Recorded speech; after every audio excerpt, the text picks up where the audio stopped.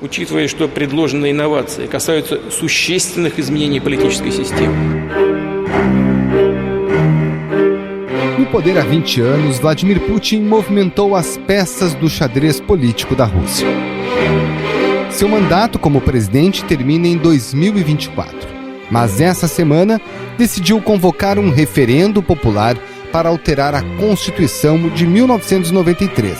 Seu objetivo: pavimentar o caminho para se manter como o principal líder do país, mesmo após o fim de seu mandato. По всему пакету предложенных поправок в Конституцию Российской Федерации. Ato contínuo, um dos mais antigos aliados do presidente, o primeiro-ministro Dmitry Medvedev, renunciou. В действующем составе подала в отставку. Um dia depois, o nome escolhido por Putin como substituto, Mikhail Mishustin, um servidor de carreira do equivalente à Receita Federal da Rússia, já foi aprovado pelo parlamento, a Câmara Baixa. ВВП необходимо, в первую очередь, стимулировать рост инвестиций. Это очень важно. Como funcionou a manobra de Putin para prolongar o seu poder? Quais são os riscos políticos que ele enfrenta? E qual é o papel do novo primeiro-ministro no tabuleiro do presidente russo? Esses são os temas do Ao Ponto desta sexta-feira. Eu sou o Roberto Maltic e hoje nós conversamos com um professor de História Contemporânea da USP, Ângelo Segrilo, especialista em Rússia e autor do livro Os Russos, e com o repórter de mundo Felipe Barini. Fique com a gente.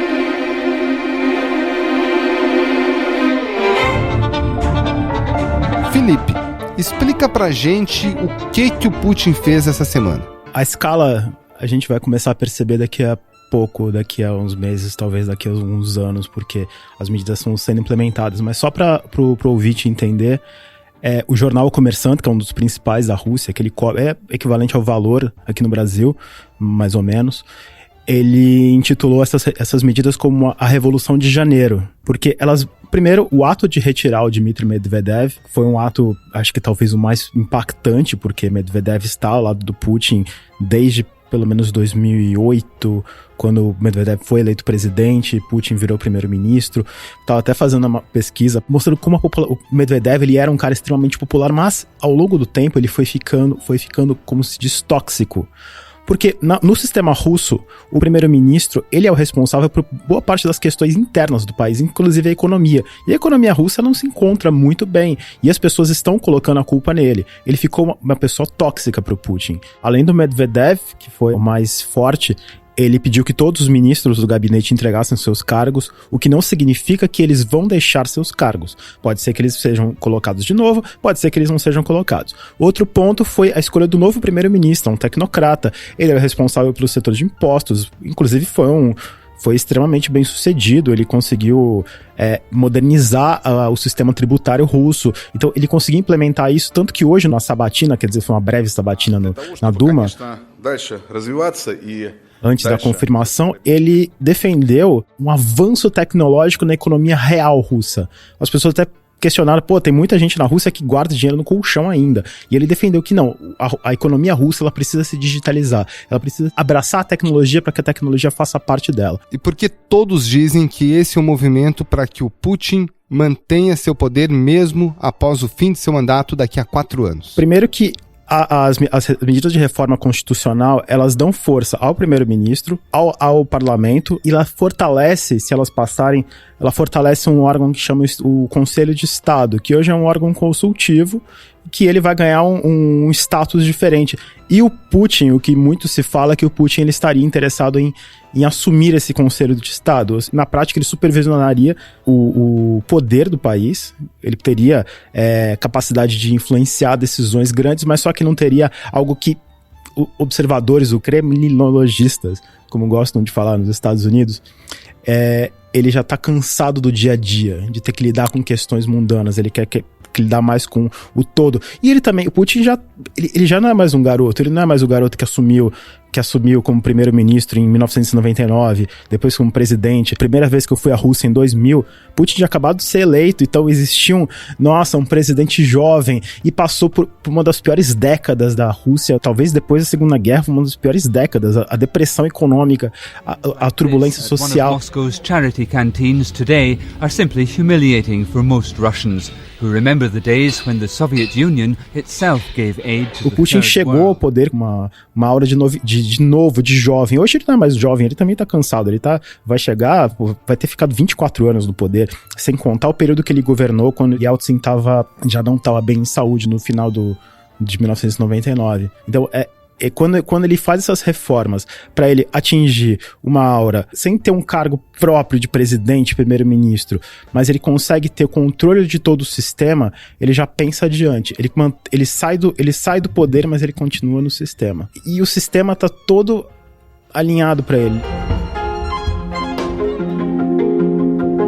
O Putin não tem a pretensão de, por exemplo, mudar a Constituição para aumentar o mandato presidencial. Isso está fora de questão. Não, porque uma das mudanças que ele propôs é você vai limitar a 2 mandatos presidenciais. Ele eliminou a palavra consecutivos, ou seja, a pessoa só pode ser presidente 2 vezes.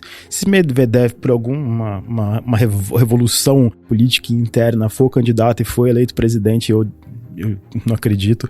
Mas se ele for eleito presidente, ele não vai poder se candidatar à reeleição, porque ele já foi presidente uma vez. E tem outro ponto: o presidente da Federação Russa só pode ser presidente a partir dessa reforma se ele tiver vivido 25 anos consecutivos dentro da Rússia, se ele não tiver cidadania estrangeira e se ele não tiver morado em outro país. Alguém tem dúvida que Putin continua com sede de poder? Acho que ele vai continuar. O Putin não vai sumir de uma hora para outra. Ele é o líder forte. Ele é mais um líder forte na história da Rússia. A gente não pode olhar a Rússia agora, desde 1991, você tem que olhar para trás. Olha todos os líderes fortes da Federação Russa. Ele é considerado um líder forte. Ele é uma pessoa que manteve a Rússia estável depois de um período de turbulência, que foram os 90. Ele conseguiu estabilizar a Rússia e conseguiu trazer novamente para um patamar que ele mesmo chama que a Rússia é uma potência. Ele delimitou isso num discurso que, para o ouvinte que quiser adensar um pouquinho mais na Rússia, eu sugiro um discurso no Fórum de Segurança de Munique, em 2007, quando ele estabelece que o mundo não é mais um mundo unipolar, o mundo é um mundo multipolar. Наоборот, это серьезно провоцирующий фактор, снижающий уровень взаимного доверия. Ele coloca a Rússia como um país que retomou seu papel de potência no cenário global, e ele continua fazendo. A Rússia é influente em praticamente todas as grandes questões internacionais. Em especial nas questões de óleo, de combustível e militar. Sim, o militarismo é uma questão bem importante na Rússia. Da Rússia, Vladimir Putin acompanhou o teste do novo míssil hipersônico, o Avangard. Segundo os cientistas que desenvolveram a arma, ela é capaz de contornar qualquer sistema antimísseis. Tanto a noção do patriotismo como a noção da presença global e a noção financeira também. As pessoas compram os equipamentos russos. Eles deixaram um pouco para trás a ideia de que o equipamento russo é aquela coisa que quebra, que não funciona. A alta tecnologia militar russa, ela é um produto de exportação bem forte que traz muito dinheiro para a Federação Russa. Felipe Barini, repórter de Mundo, muitíssimo obrigado, um abraço. Obrigado.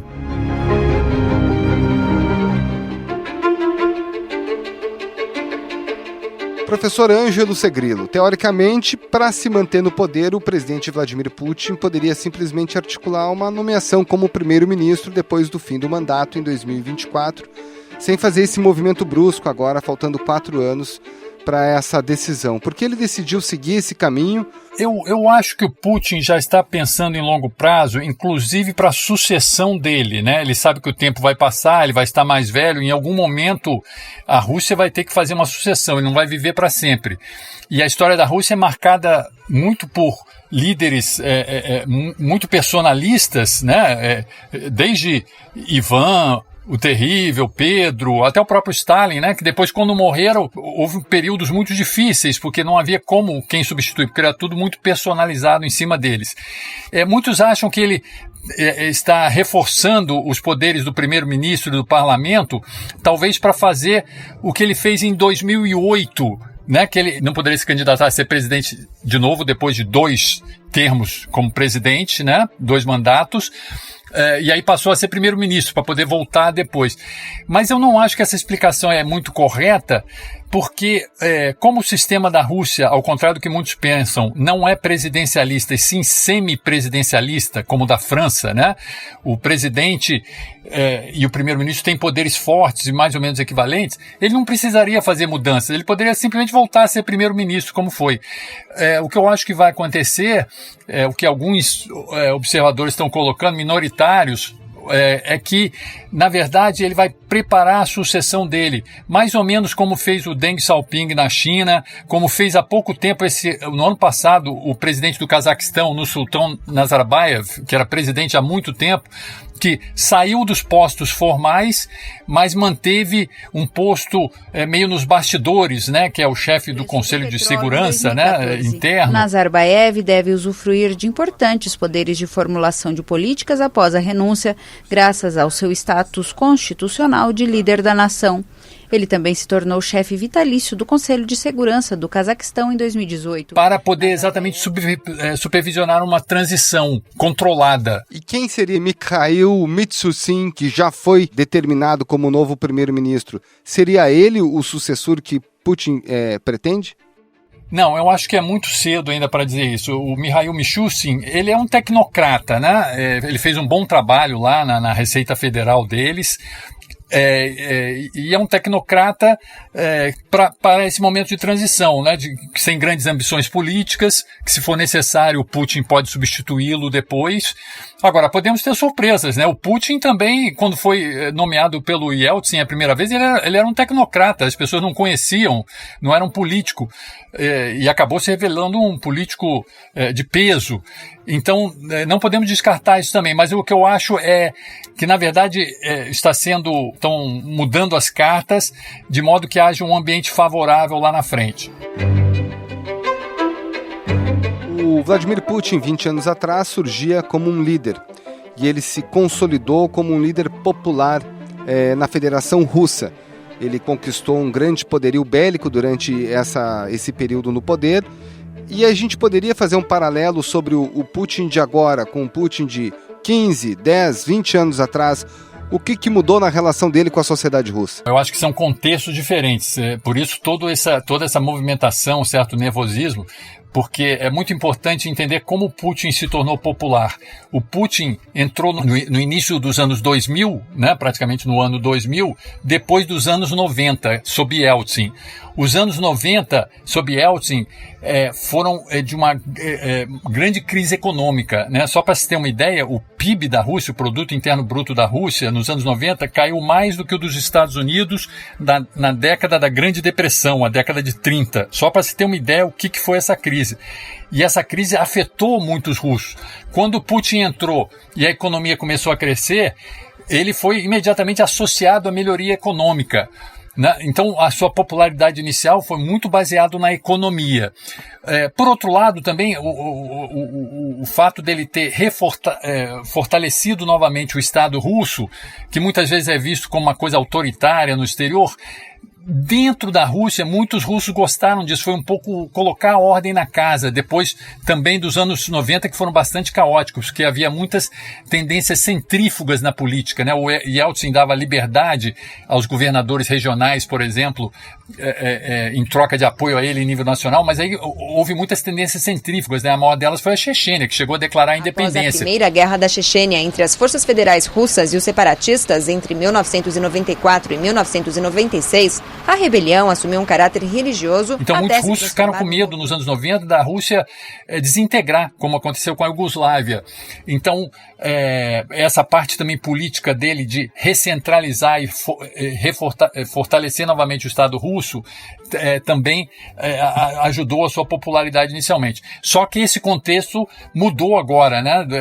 Desde a crise aí de 2008, 2009, 2010, e principalmente depois da crise da Ucrânia, né, que houve muitas sanções contra o país, a situação econômica não é tão boa. Então, por isso, esse nervosismo de como efetuar essa transição ali na frente.